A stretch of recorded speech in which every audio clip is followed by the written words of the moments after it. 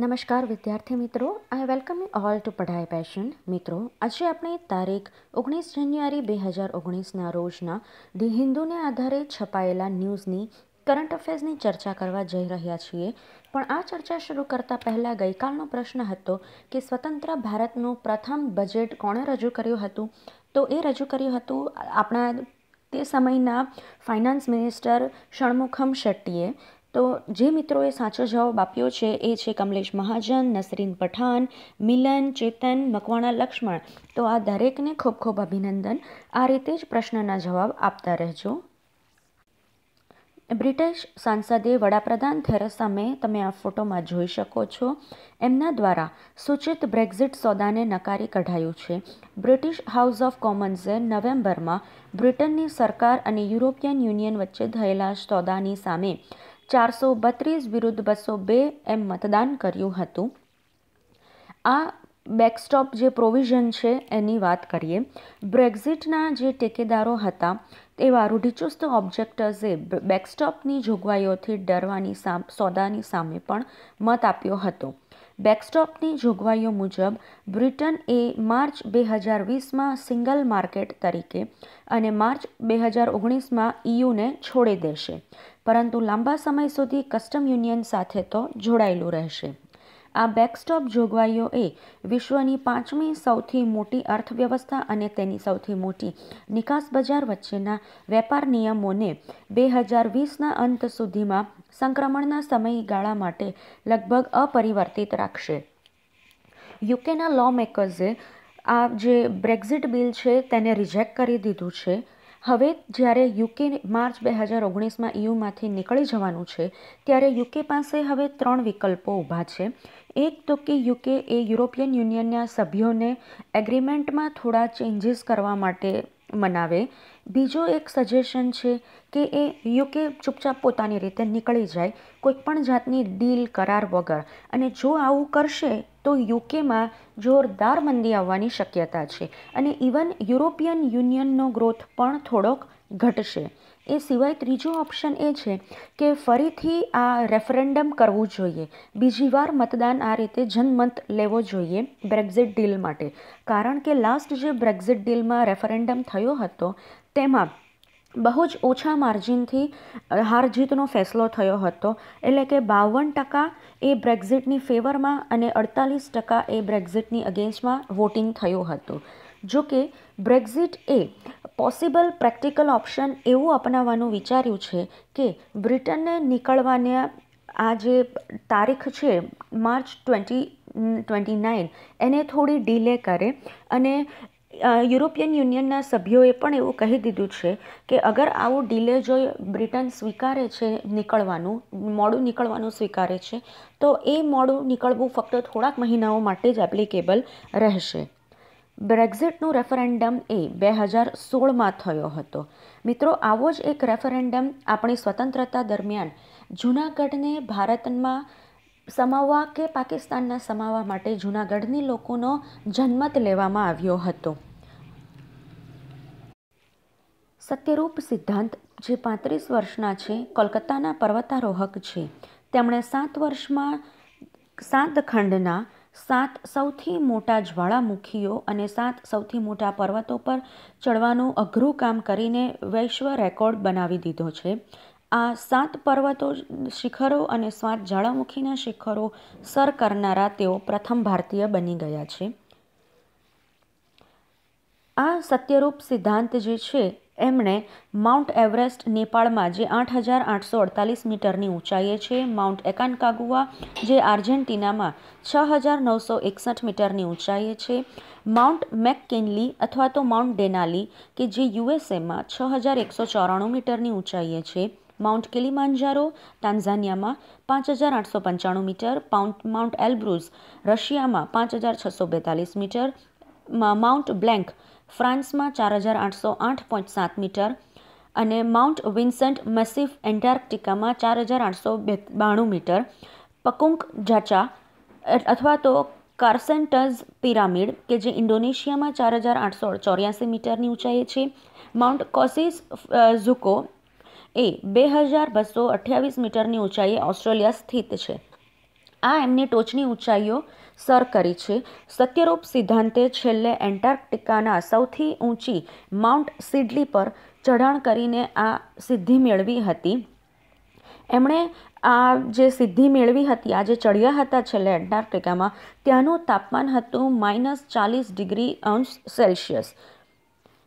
આ સિવાય એમણે ઓજોસ ડેલ સલાડો ચીલી ખાતે, માઉન્ટ કિલિમાંજારો ટાન્ઝાનિયામાં, માઉન્ટ અલ્બ્રુઝ રશિયામાં, માઉન્ટ પિકો દી ઓરેબીઝા મેક્સિકો ખાતે, માઉન્ટ દમાવંદ એ ઈરાનમાં છે, માઉન્ટ ગેલ્યુવ પાપુઆ ન્યૂ ગિનીમાં છે, માઉન્ટ સિડલી એન્ટાર્કટિકા કે જે એમણે આ છેલ્લી ચઢાણ કર્યું હતું -40°એ.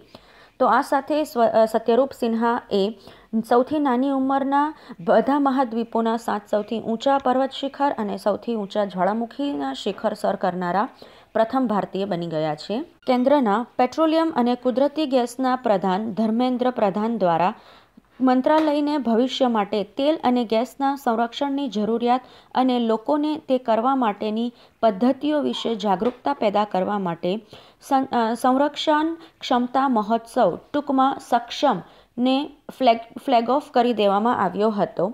આ જે સક્ષમ છે તે PCRA પેટ્રોલિયમ સંરક્ષણ સંશોધન સંગઠન, પેટ્રોલિયમ કન્ઝર્વેશન રિસર્ચ એસોસિએશન ટૂંકમાં PCRAની અંતર્ગત નેચરલ ગેસ મંત્રાલયની આગેવાની હેઠળ એ ફ્લેગશિપ થનારી વાર્ષિક ઇવેન્ટ છે. PCRA રાજ્ય સરકારના અન્ય હિસ્સેદારો સાથે oil and gas PSUs public sector અન્ડરટેકિંગ્સના સહયોગમાં આ જાગૃતતા ફેલાવવાના કાર્યક્રમો હાથ ધર્યા હતા.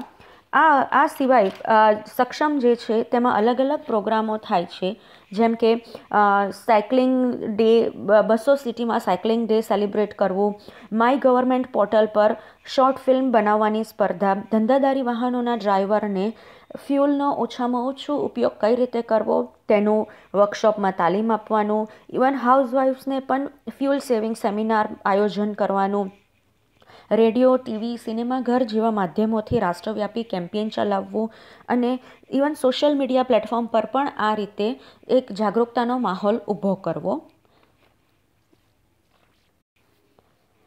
કેન્દ્ર સરકારે આવકવેરા વહીવટ પ્રણાલીની કાર્યક્ષમતા વધારવા માટે આવકવેરા વિભાગના સંકલિત ઈ-ફાઇલિંગ અને સેન્ટ્રલાઇઝ્ડ પ્રોસેસિંગ સેન્ટર 2.0ના પ્રોજેક્ટને મંજૂરી આપી દીધી છે. આ જે એડવાન્સ ટેક્સ ફાઇલિંગ સિસ્ટમ છે એ ઇન્ફોસિસ દ્વારા વિકસાવવામાં આવશે. ઇન્ફોસિસનું હેડક્વાર્ટર બેંગલુરુ છે. તે એક મલ્ટીનેશનલ કોર્પોરેશન છે કે જે બિઝનેસને આઈટીની હેલ્પ, કન્સલ્ટિંગ જેવી અલગ અલગ સર્વિસ આપે છે. તો મિત્રો, આજનો પહેલો પ્રશ્ન કે ઇન્ફોસિસ જેનું હેડક્વાર્ટર બેંગલુરુ છે તેના ફાઉન્ડર કોણ છે, તેના ફાઉન્ડરનું નામ મને કમેન્ટ બોક્સમાં લખીને જણાવજો. આ ઈ-ફાઇલિંગ સિસ્ટમ છે એ વિશે ડિટેલ કે કરદાતા માટે ઝડપી અને સચોટ પરિણામો મળી રહે. પ્રથમ વખત તેમનું આ એક યોગ્ય અભિગમનું દિશામાં હાથ ધરાયો છે પ્રયોગ. બધા તબક્કે વપરાશકર્તાને એક બહોળો અનુભવ મળે એ જોવાનો છે. સતત જોડાણ દ્વારા કરદાતા જાગૃતિ અને શિક્ષણ જેવા સુધારણાના કાર્યક્રમો કરવામાં આવશે. વોલેન્ટરી ટેક્સ કોમ્પ્લાયન્સનું પણ પ્રોત્સાહન આપવામાં આવશે અને બાકી બીજી જે આઉટસ્ટેન્ડિંગ ડિમાન્ડ છે કર વિભાગની તે પણ ફૂલફિલ કરવાના પ્રયત્નો આ ઇન્ફોસિસના પ્રોજેક્ટ અંતર્ગત કરવામાં આવશે. આ જે પ્રોજેક્ટથી રિટર્ન ફાઇલિંગની હાલની પ્રોસેસ છે કે જે 63 ડેઝ લે છે તે ઘટીને માત્ર 24 કલાકની જ થઈ જશે. એટલે સમય અને મહેનતનો ઘણો જ બચાવ થશે. ન્યુમિલગઢ રિફાઇનરી કે જે આસામ ખાતે આવેલી છે તેમાં આર્થિક બાબતોની કેબિનેટ સમિતિએ આ આસામની ન્યુમિલગઢ રિફાઇનરીની ક્ષમતા વિસ્તરણ યોજના માટે 3 MMTPA મિલિયન મેટ્રિક ટન પ્રતિ વર્ષ એ જે 3ની લિમિટ હતી તે વધારીને 9 MMTPA સુધી કરવાની મંજૂરી આપી દીધી છે. આ ન્યુમિલગઢ રિફાઇનરી એ ઐતિહાસિક આસામ સમજૂતીમાં કરવામાં આવેલી જોગવાઈ અનુસાર આસામના ગોલાઘાટ જિલ્લામાં ન્યુમિલગઢ ખાતે આ રિફાઇનરીની સ્થાપના કરવામાં આવી હતી. આ ન્યુમિલગઢ રિફાઇનરી એ પ્રદેશના ઝડપી ઔદ્યોગિક અને આર્થિક વિકાસ માટે એક કામ કરે છે. આ ન્યુમલીગઢ રિફાઇનરીના પ્રમોટરો Bharat petroleum corporation limited, oil India limited અને આસામ સરકાર ગવર્મેન્ટ ઓફ આસામ છે. અત્યારે જે આ વિસ્તરણની મંજૂરી અપાઈ છે એના માટે એની ન્યુમલીગઢ રિફાઇનરીની કેપેસિટી 3 ગણી કરી દેવામાં આવશે. એ સિવાય તેને 22,594 કરોડની પણ સહાયની મંજૂરી આપી દેવામાં આવી છે. આ વિસ્તરણથી નોર્થ ઇસ્ટ રિજિયનમાં પેટ્રોલિયમની જે ઘટ પડે છે તેને ભરપાઈ કરવામાં આવશે. ઇવન એમ્પ્લોયમેન્ટ પણ જનરેટ થશે વધારે. લગભગ 8,000 જેટલા સ્કિલ્ડ અનસ્કિલ્ડ લેબર્સને આ અંતર્ગત નોકરીઓ મળશે. અને આ વિસ્તરણથી સરકારના નોર્થ ઇસ્ટ હાઇડ્રોકાર્બન વિઝન 2030ના જ એક ભાગરૂપે કરવામાં આવ્યું હતું. ત્રિપુરાના મુખ્યમંત્રી બિપ્લબ કુમાર દેવે JICA JICA Japan international corporation agency દ્વારા તેમની સહાયથી સસ્ટેનેબલ કેચમેન્ટ ફોરેસ્ટ મેનેજમેન્ટ સ્ટેક-ફોર્મ ટૂંકમાં પ્રયોગ હાથ ધર્યો છે. આ એક નવો પ્રોજેક્ટ છે સ્કેટ-ફોર્મ ત્રિપુરામાં. તો સ્કેટ-ફોર્મ પ્રોજેક્ટ તેનો હેતુ જે ફોરેસ્ટ કવર જે છે તેના નુકસાનને અને જંગલના ધોવાણ જેવા મુદ્દાઓને દૂર કરવાનો છે. તે મુખ્યત્વે આવું જે લોસ થાય છે તે ત્યાંના ઢોળાવો પર જે લોકો દ્વારા ઝૂમ ખેતી, સ્થળાંતરિત ખેતી કરવામાં આવે છે તેને લીધે થાય છે. અને આ ઉપલા પહાડી વિસ્તારોમાં જમીનના ધોવાણના જોખમને પણ આ વધારે છે ઝૂમ ખેતી. 80% ખર્ચ જીકા દ્વારા પૂરું પાડવામાં આવશે અને બાકીનું બીજું ભંડોળ રાજ્ય અને કેન્દ્ર સરકાર દ્વારા આપવામાં આવશે. ઝૂમ ખેતી એટલે એક જગ્યાએ વૃક્ષો કાપીને ત્યાં ખેતી કરી. ત્યાં જમીનનું પૂરું કરકસર બધું લેવાઈ ગયું, પ્રોપર પાકનું બધું થઈ ગયું તો થોડાક વખત પછી એ જગ્યાને મૂકી અને બીજા જગ્યાનો કેટલોક પ્લોટ સિલેક્ટ કરી ત્યાં વૃક્ષો કાપી ત્યાં ખેતી કરવામાં આવે છે. એટલે ઝૂમ ખેતીથી વનને ઘણું જ નુકસાન થાય છે અને ઇવન જમીનની પણ એની જે સોઇલની જે કેપેસિટી છે તે પણ ઘટે છે. અને આ ઝૂમ ખેતી પહાડી વિસ્તારોના, ઢોળાવા વિસ્તારોના જે આદિવાસી લોકો છે તેઓ ખાસ આ કૃષિને પ્રોત્સાહન આપે છે અને સરકાર આ પ્રયોગને ઓછું કરવા માટે તેમને ઘણું સમજાવે પણ છે અને એને રિલેટેડ અલગ અલગ પ્રયોગો પણ હાથ ધરી રહી છે. હરિયાણાના મુખ્યમંત્રી મનોહરલાલ ખટ્ટર આ તસવીરમાં દેખાય છે. એ છે મનોહરલાલ ખટ્ટર. એમણે રાજ્ય પોલીસ શહીદોના નામ પરથી રાજ્યના 31 વિદ્યાર્થીઓને શૌર્ય પુરસ્કાર આપવાની જાહેરાત કરી છે.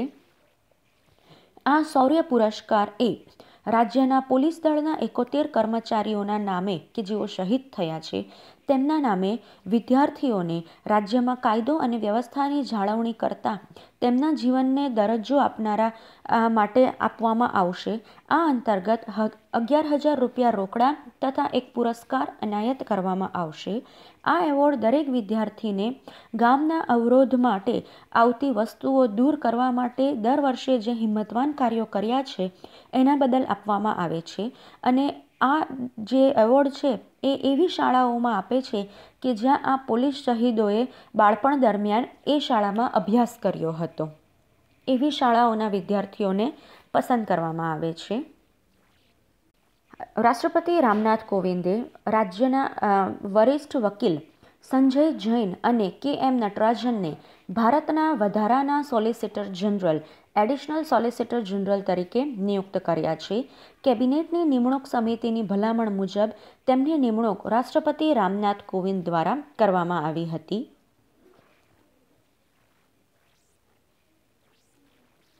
આ કેબિનેટ નિમણૂક સમિતિ તેની આગેવાની વડાપ્રધાન દ્વારા થાય છે. આ સિવાય તેમાં ગૃહમંત્રી પણ તેમાં સભ્ય હોય છે અને ભારત સરકારના કેટલીક મહત્ત્વના હોદ્દા પરની જગ્યાઓ ભરવા માટે જે તે વ્યક્તિના નામની ભલામણ આ કેબિનેટ અપોઇન્ટમેન્ટ કમિટી દ્વારા કરવામાં આવે છે. એડિશનલ સોલિસિટર જનરલ દેશના જે કાયદાની ઓફિસમાં જે વારસાગત જે હોદ્દો ચાલતો આવે છે તેમાંનો ત્રીજો મહત્ત્વનો હોદ્દો છે. પહેલો કેગ કોમ્પ્ટ્રોલર એન્ડ એડિશનલ જનરલ, બીજો સોલિસિટર જનરલ જે હાલના ભારતના સોલિસિટર જનરલ છે તુષાર મહેતા, અને ત્રીજો છે ESG એડિશનલ સોલિસિટર જનરલ. ESGની પોસ્ટ એ લો ઓફિસર્સના નિયમો 1987માં જે બનાવવામાં આવ્યા છે તેના દ્વારા સંચાલિત. આપણા ભારતના સંરક્ષણ પ્રધાન નિર્મલા સીતારામન દ્વારા આર્મીમાં લશ્કરી પોલીસ કોર્પ્સમાં મહિલાઓને જવાન તરીકે ભરતી કરવાનો એક ઐતિહાસિક નિર્ણય લેવાયો છે. આર્મીના લશ્કરી પોલીસની કુલ કોર્પ્સમાં 20% સમાવિષ્ટ સ્ત્રીઓને હવે ગ્રેડેડ રીતે સામેલ કરવામાં આવશે. રેન્કિંગ ઓર્ડરથી તેમને આ રીતે લશ્કરી જવાન તરીકે કોર્પ્સમાં સામેલ કરવામાં આવશે. તો આ નિર્ણયથી સ્ત્રીઓ હવે આર્મીમાં યુદ્ધ અથવા લડાઈ વખતે કે જ્યાં પણ તેમની એક કોર્પ્સ તરીકેની ભૂમિકા ભજવવાની છે ત્યાં તેમની એન્ટ્રી નિશ્ચિત કરી દેવામાં આવી છે. આ સિવાય આ ઐતિહાસિક નિર્ણય એ સ્ત્રી સશક્તિકરણની પ્રોસેસને બિરદાવે છે. અત્યાર સુધી મહિલાઓને આર્મીમાં ફક્ત મેડિકલ, આર્મીનું શિક્ષણ, સિગ્નલ એન્જિનિયરિંગ, લીગલ મેટર્સ જેવા ખાતામાં જ ભરતી અપાતી હતી. આર્મીના ટોટલ વર્કફોર્સમાં 3.80% ભરતી એ મહિલાઓની છે. તો આ ઐતિહાસિક નિર્ણયથી મહિલાઓ હવેથી એક પોલીસ કોર્પ્સમાં જવાન તરીકે પણ સામેલ થઈ જશે. ઉત્તર પ્રદેશના મુખ્યમંત્રી યોગી આદિત્યનાથ દ્વારા તેમની કેબિનેટ દ્વારા મુગલસરાય તહેસીલને, આ જોઈ શકો છો મુગલસરાય તહેસીલ, તેનું નામ બદલીને હવે પંડિત દીનદયાલ ઉપાધ્યાય તહેસીલ રાખવાની વાતને મંજૂરી આપી દેવાઈ છે. આ મુગલસરાય જંકશન જે રેલવે સ્ટેશન છે એ હવેથી પંડિત દીનદયાલ ઉપાધ્યાય જંકશન તરીકે ઓળખાશે. ઇવન આ અગાઉ યુપીમાં ગત વર્ષે અલ્હાબાદને પ્રયાગરાજ તરીકે નામ અપાયું છે, જ્યાં હાલ કુંભ મેળો ચાલી રહ્યો છે. ફૈઝાબાદને અયોધ્યા તરીકે નામ આપી દેવાયું છે.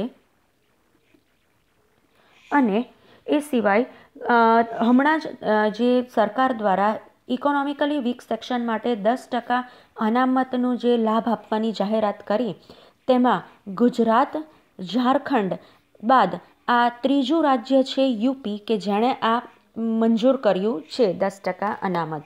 તો મિત્રો, આ સાથે આજના ન્યૂઝ અહીં સમાપ્ત થાય છે. આજનો પ્રશ્ન હતો કે આ ઇન્ફોસિસના ફાઉન્ડર કોણ છે, એનું નામ કમેન્ટ બોક્સમાં લખીને જણાવજો. અને એક સાથે તમારી વિદા લઉં છું. Have a good day.